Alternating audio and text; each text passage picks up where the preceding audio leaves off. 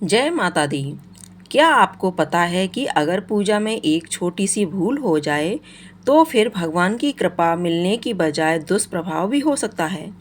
नवरात्रि में लोग खूब श्रद्धा से माता रानी की पूजा करते हैं, लेकिन कई बार अज्ञानता में कुछ ऐसी गलतियां भी कर देते हैं जिससे माता रानी की कृपा प्राप्त नहीं की जा सकती।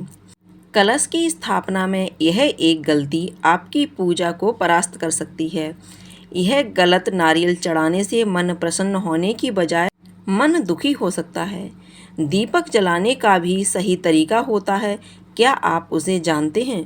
पूजा की सामग्री में 3 चीज़ें अशुद्ध हुई तो आपकी सारी मेहनत बेकार जा सकती है।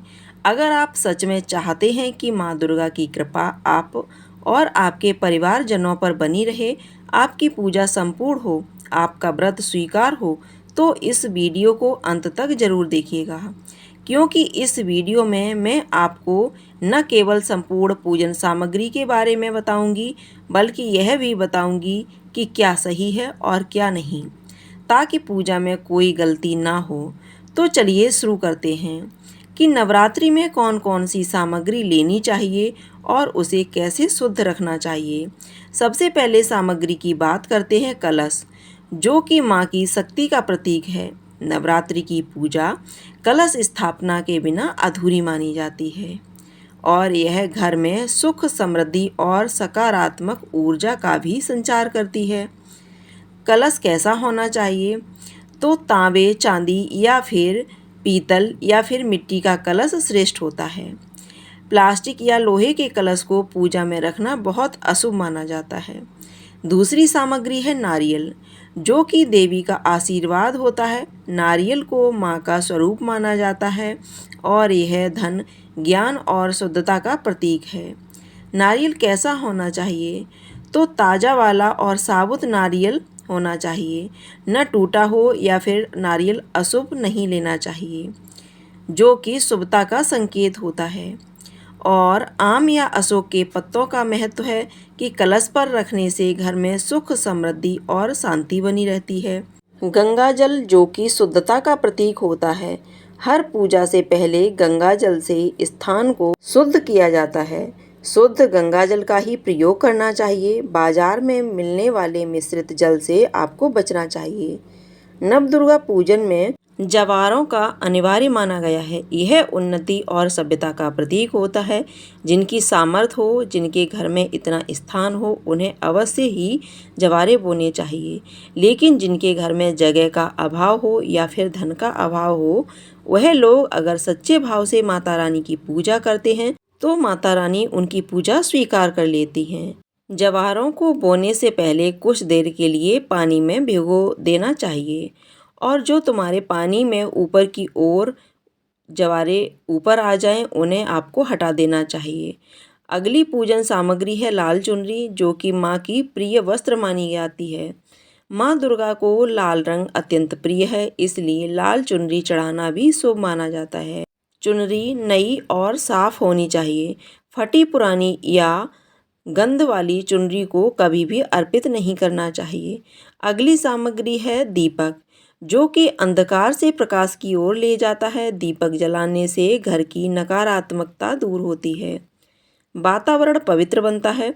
दीपक कैसा होना चाहिए? वैसे तो शुद्ध घी का दीपक श्रेष्ठ माना जाता है, लेकिन जिनके घर में सरसों का तेल या तिल के तेल है तो तिल के तेल का आप दीपक बना सकते हैं।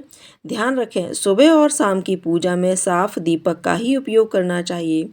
अगली सामग्री है कुमकुम, हल्दी और चंदन, जो कि पूजा में अनिवार्य सामग्री है। कुमकुम माँ शक्ति और समर्पण का प्रतीक होता है। हल्दी सुख, समृद्धि और सौभाग्य का प्रतीक मानी जाती है। चंदन और आध्यात्मिकता का प्रतीक होता है। तो हमेशा प्राकृतिक और शुद्ध सामग्री से ही पूजा करनी चाहिए। ऐसी सामग्री जिनमें केमिकल का प्रयोग किया गया हो, उनको पूजा में रखने से बचना चाहिए। सरसों के तेल के दीपक भी आप जला सकते हैं। ध्यान रखें, सुबह और शाम की पूजा में साफ दीपक का ही उपयोग करना चाहिए। अगली सामग्री है कुमकुम, हल्दी और चंदन, जो कि पूजा में अनिवार्य सामग्री है। कुमकुम माँ शक्ति को समर्पण प्रतीक होता है। हल्दी सुख समृद्धि और सौभाग्य का प्रतीक मानी जाती है। चंदन शांति और आध्यात्मिकता का प्रतीक होता है।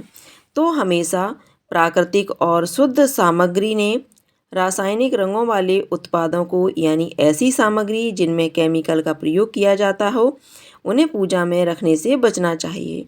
और सुगंधित फूल चढ़ाए जाते हैं। लाल, गुड़हल, कमल, गेंदे, ये गेंदे के फूल या फिर इस मौसम में जो भी फूल मिले वह आप माता रानी को सच्चे मन से अर्पित कर सकते हैं। मुरझाए या कटे फटे सूखे फूलों को पूजा में कभी भी इस्तेमाल नहीं करना चाहिए। अगली सामग्री है फल और मिठाई। ताजे फल या फिर केवल घर की बनी हुई प्रसाद की मिठाई को ही अर्पित करना चाहिए। पंचामृत अर्पित करना चाहिए। पंचामृत कैसा होना चाहिए? दूध, दही, शहद और गंगा जल का आपको मिश्रण बनाकर उसे पंचामृत रूप में माता रानी को अर्पित करना चाहिए। पंचामृत में खट्टे दही का प्रयोग भूलकर भी ना करें। अगली सामग्री है धूप, अगरबत्ती और कपूर। वातावरण को शुद्ध करती है और घर में सकारात्मक ऊर्जा के साथ साथ देवी माँ को प्रसन्न भी करती है। और नवरात्रि में माँ दुर्गा के पूजन में सुहाग सामग्री का विशेष महत्व होता है, जो कि देवी माँ को अर्पित करें तो माँ का आशीर्वाद प्राप्त होता है और सौभाग्य में वृद्धि होती है। विशेष रूप से विवाहित महिलाओं के लिए यह सामग्री अखंड सौभाग्य और परिवार की सुख समृद्धि का प्रतीक मानी जाती है। तो सुहाग सामग्री में सिंदूर, चूड़ी, बिंदी, महावर, मेहंदी, काजल, कंघी, आईना, चुनरी, चित्र, यह आप माता रानी को अवश्य चढ़ाएं।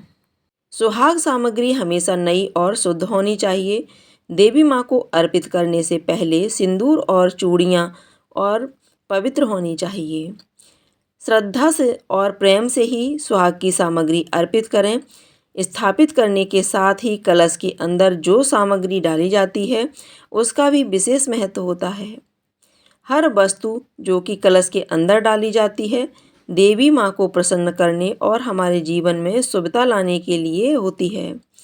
तो कलश के अंदर डालने के लिए गंगा जल, सुपारी, जो कि भगवान गणेश जी का भी प्रतीक मानी जाती है, जिससे कोई भी कार्य सिद्ध सफल हो सकता है। अक्षत का ध्यान रखिएगा। अक्षत शुद्धता का प्रतीक होते हैं। एक सिक्का जो कि माँ लक्ष्मी जी की कृपा, धन संपत्ति को आकर्षित करने के लिए डाले जाते हैं, जिससे घर में आर्थिक उन्नति होती है। इलायची और लौंग डालने से वातावरण सुगंधित और पवित्र बना रहता है और यह भी घर की नकारात्मक ऊर्जा को दूर करता है। पंच रत्न अगर संभव हो तो कलश के अंदर 5 तरह के रत्न भी डालने चाहिए। ऐसा करने से यह कलश अत्यंत शुभ और देवी माँ की विशेष कृपा प्रदान करने वाला बन जाता है, जिससे जीवन में स्थिति और सुरक्षा भी प्राप्त होती है।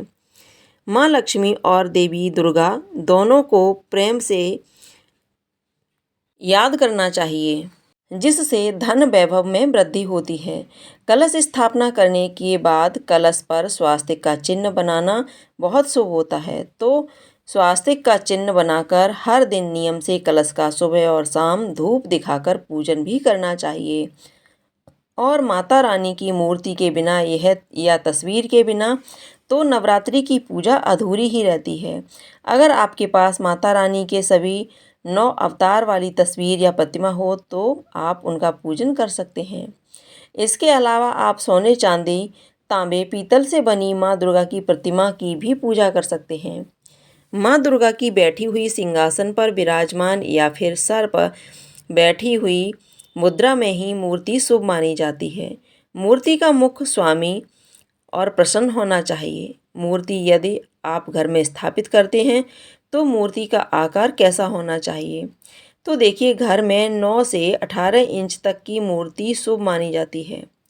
बहुत बड़ी मूर्ति घर में रखने से बचना चाहिए, क्योंकि बहुत बड़ी जो प्रतिमाएं होती हैं वह मंदिर और पंडाल के लिए उपयुक्त रहती हैं। अगर प्रतिमा खंडित हो तो खंडित प्रतिमा की पूजा नहीं की जाती, जिसका आपको विसर्जन कर देना चाहिए। विसर्जन आपको बहते जल में नहीं करना चाहिए, क्योंकि बहते जल में विसर्जन करने से प्रदूषित हो जाता है। आप ऐसी प्रतिमा का भूमि विसर्जन कर सकते हैं, यानी किसी साफ सच्ची जगह पर गड्ढा खोद कर उस प्रतिमा को आप दबा सकते हैं या किसी पेड़ के नीचे साफ जगह पर भी रख सकते हैं। हिंदू धर्म में नवग्रह का विशेष स्थान है। खास तौर पर नवरात्रि के 9वें दिन में नवग्रह का पूजन करने से सभी ग्रह शुभ फल प्रदान करते हैं। यह 9 ग्रह हैं: सूर्य, चंद्र, मंगल, बुध, गुरु यानी बृहस्पति, शुक्र, शनि, राहु और केतु। नवग्रहों का पूजन जीवन में संतुलन बनाए रखने के लिए, ग्रहों के अशुभ प्रभावों को दूर करने के लिए, सुख, समृद्धि और सफलता प्राप्ति के लिए किया जाता है। अगर आपके पास नवग्रह यंत्र हों तो आप नवरात्रि की पूजा में नवग्रह यंत्र की स्थापना करके उनका पूजन कर सकते हैं।